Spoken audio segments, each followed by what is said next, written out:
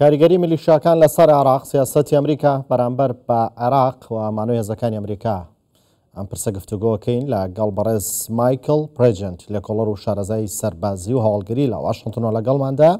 بەڕێز پرێجنت سڵاوتان لێبێت، تۆم کاتتان باش. ئەمریکا هیچ خواست و ویستێکی بۆ کشانەوە لە عێراق هەیە؟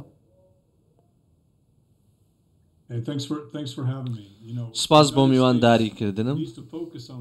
ئەمریکا پێویستە سەرنجی لەسەر ئەوە بێت کە چی گرنگە لە عێراق. ئێستا هەژمونی ئێرانە لە ڕێگەی کۆنتڕۆلکردنی میلیشا شیعیەکان و بێزکردنی گەنجە شیعەکان و هەروەها هاوکاریکردنی سوننەکان و پشتیوانیکردنی لایەنەکانمان لەلایەن ئەمریکا و پشتیوانیکردنی کوردەکان لەلایەن ئەمریکا. و پێویستە ئەمریکا ڕێگر بێت لە سەرهەڵدانەوەی داعش کە گەورەترین هەڕەشەیە بۆ سەر هێزەکانی ئەمریکا. ئەمریکا پێویستە کەمپینێکی هەبێت لە دژی لایەنەکانی شیعە لە بەغدا کە هاوپەیمانی عێراقن و هەوڵ بداتن کە تەن ڕێگری بکات. ئەوان تەنیا ئەمریکا ناکەنە ئامانج، بەڵکو هاوپەیمانی ئەمریکا کە ئیسرائیلە دەکەنە ئامانج بڕوان وایە کە عێراق دەبێتە سەرچاوی سەرێکی سیاسەتی دەرەوەی ترامپ. کەوا بێت ئەمریکا عێراق بەجێ ناهێڵێ.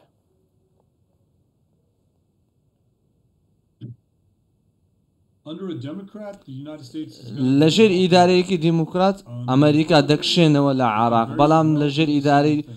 کۆماریەکان ڕەنگە هەمان شت بێنن ئاگەر ئێمە هاوبەشێک لە بەغدا نەبینی و هیچ هۆکارێک نییە بۆ ئەوەی لەوێ بمێنینەوە. ئەمە مانای ئەوە نییە کە ئێمە جوڵە ناکەین بۆ کوردستان و بەردەوام نابین لە کەمپینەکانی دژی داعش و دژی حەشدی شعبی لە شوێنەکانی دیکەش. ئێمە لەوێ ژێرخانێکمان هەیە، هاوکاری و توانامان هەیە بۆ ئەوەی داعش بکەینە ئامانج لە عێراق و لە سووریا. ئەگەر ئێمە عێراق جێبهێڵین ئەوە بەوەی ئەوە دەبێت کە ئێمە دەمانەوێت عێراق سزا بدەین، سزای ئابووریان بەسەردا بسەرپێنین و واکردنە ئامانجی ئەو سەرکردە میلیشیانی کە پەیوەندیان بە حەشدی شعبیەوەەوە. ئەمە هەندێک لەوان لەو کوردانش دەگرێتەوە کە نزیک بوونە لە ئێران و گفتوگویان لەگەڵ ئێران کرد و بەردەوام بوونە لە پشتیوانیکردنی حەشدی شعبی. و من باس لەوان دەکەم کە پشتیوانی ئێران دەکەن. عێراق باسیەوە کات گوایە لە ماوەکانی ڕابردووە ڕێکەوتنی کراوە لە نێوان ئەمریکا و عێراق سەبارەت بە کشانەوەی هێزەکانی هاوپەیمانی نێودەوڵەتی لە عێراق و دواقۆناغ ساڵی 2026 یاخود باڵین کۆتاییەکانی ساڵی 2026 بێت. بەڵام ئەمریکا تا ئێستا هیچ قسێکی لەسەرم پرسە نەکردووە. ئەمە بۆ بێدەنگکردنی گروپە چەکدارەکانی عێراق کە حکومەتی عێراق باسیەکات یان چییە؟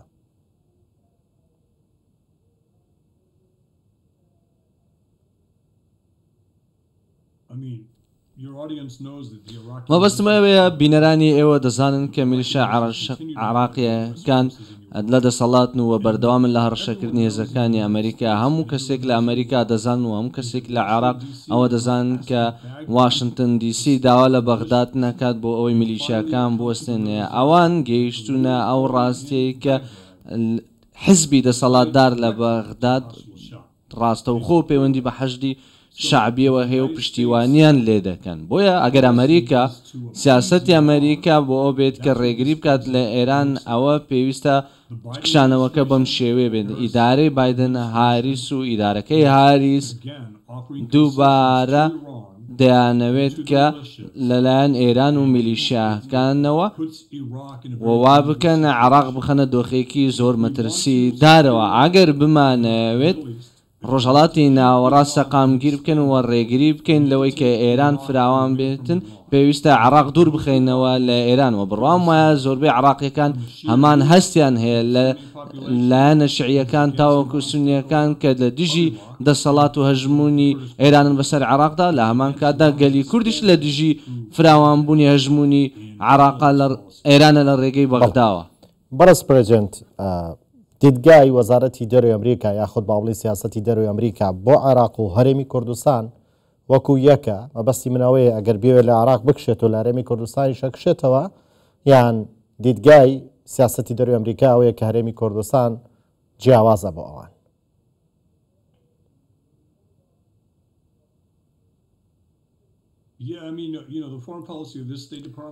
بەڵێ سیاسەتی دەرەوەی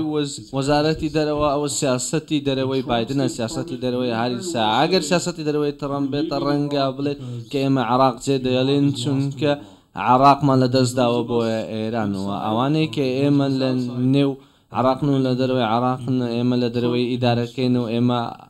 ڕێنمووی ئیدارەکەی ترەمپ دەکەین کە فشار لە بەغدا بکات سزای ئابوووریان بەسەردا بسەپێنێت ئەو کەسانە بکاتە ئامانج ئەو لایەنانە بکاتە ئامانج کە پەیوەندیان بە ئێرانەوە هێوە هەڕەشەن بۆ سەر کەسایەتیە ئەمریکیەکان و وا بکەین و هەوڵ بدەین عێراق دوور بخەینەوە لە ئێران ئەمە زۆر سەخت نییە بەڵام لە ئیدارەی بایدن و هاریسدا کارێکی لەم شێوەیە نییە بۆ ئەوەی هەڵ بدەن ئەم کارانە جێبەجێ بکەن و ئەنتۆنی بلینکن بە هیچ شێوەیەک لە شێوەکان ئەو متمانەیەک لە ناوچەکەدا و ئەنتۆنی بلینکن هیچ هەڕەشەیەکی نییە کە لە دژی ئێرانەوە کردبێتی و ئەوان بەجددی وەریانگرن کەس ترسی نییە کەس قسەکان بەجددی وەرناگرێت لە ئەنتۆنی بلینکن تەنیا لە وەزارەتی دەرەوە نەبێت کە لەگەڵی کار دەکەن کا بێت ئێستا سیاسەتی دەروی ئەمریکا بەرامبەر هەرێمی کوردستان چۆنە ڕوان لە هەرێمی کوردستان ئەوان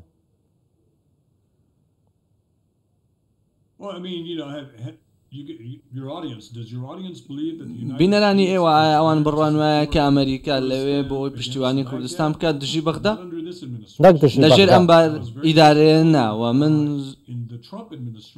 بەداخەوە لە ژێر ئیدارەی ترەمپ کاتێک پشتیوانی ڕیفراندۆمی کوردەکانیان نەکەن من بڕوام وایە ترەمپ ئەو کاری دەکردووە ئەو کارەشی کرد لە کاتێکدا کە سلێمانیە بینیمان ئێمە نەمان دەزانی کە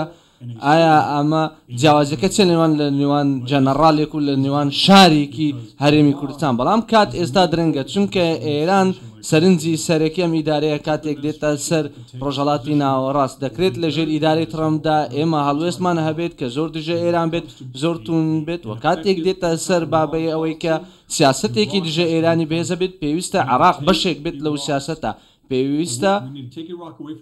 عێراق دوور بخەینەوە لە ئێران پێویستە قاسم ئەو لایەنانەی کە لە نێو قاسم سولەیمانی هەنەن و لە نێوان ئوردن و چەندی لایەنکێک هەڕەشەن بۆ سەر ئیسرائیلیش پێویستە ئەمانە هەمویان لە ناوبین بە بەهێزکردنی سوننەکان لە ڕۆژئاوە شیعەکان لە باشوور و هەروەها خۆمان تەرخان کردوین بە هەمانگەکانمان لە نێو کوردستان پێتان وایە عێراق تۆ خۆی تا چەند خواستی ئەمانەی هەیە کە تۆ باست کرد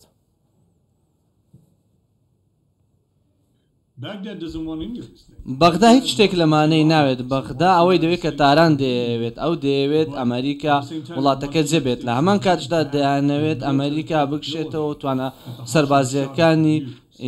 بەجێ بهێڵێت بۆ حەشدی شەعبی ئەمانە بەکاربێنێت بەڵام ئەمە ڕوونادات بەغدا هیچ بیرۆکەیەکی نییە تاو کاتەی ئێران بیرۆکەیەکی پێدەڵێت و داران بیرۆکەیەک پێدێت ئەمەش گەورەترین کێشەیەکە ئێستا هەیە لە نێوخۆی عێراقدا کاتێک قسە دەربارەی میلیشیاکان دەکرێت ناکرێت ئێمە داوا لە هێزەکانی عێراق بکەین هیچ شتێک بکەن چونکە هێزەکانی ئاسایشی عێراق یان هاوپەیمانی حەشدی شەعبین یاخود ئەوان لەلایەن حەشدی شەعبیەوە کۆنتڕۆڵکراون یاخود ترسیان لە حەشدی شەعبیە هەیە چکە ئەوان لە ئێران دەترسێن یاخود لە جوڵەکانی گەڵ ئێران دەترسێن بەڵێ ئەمریکا کە لە 2023 هاتە عێراق و حکومەتی بەعسی ڕۆخان تا ئێستا لەکوێ هەڵەی کردووە کە نەیتوانیوە ئەوەی خۆی ئێوێت لە عێراقا جێبەجێ بکات و ئەو حکومەتەوە بێت کە لەگەڵی بگونجێ و دۆستایەتی لەگەڵ بکات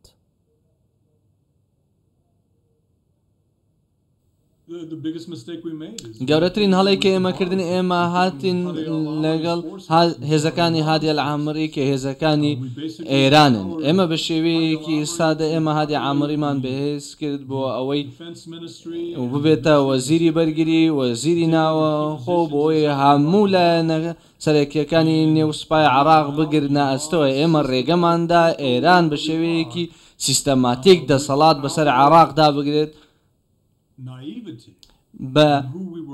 گەوجایەتی خۆمان کە ئێمە هاوکاریمان کردن ئێمە ئێرانمان بەهێز کرد و لایەنە سەرەکیەکانی پشتیوانی ئێرانمان بەهێز کرد هەرگیز مامەڵەمان نەکرد هەمیش لەگەڵ جاسم و دواتر قاسم سلەیمانی هات و توانی چەندین کەتاب حزبڵڵا و چەندی لایەنی دیکە دروست بکەوە چەندین میلیشیای دیکە ئێستا چەندمان هەیە 20 میلیشیامان هەیە کە پەیوەندیان بە ئێرانەوە ئەمە کەمترین ژمارەیەوە ئەمریکا ئێستا ئەوەی کە ئەمریکا دەکات لە ژێر چاوی ئەمریکا دەبینین باڵیۆزەکانی ئێمان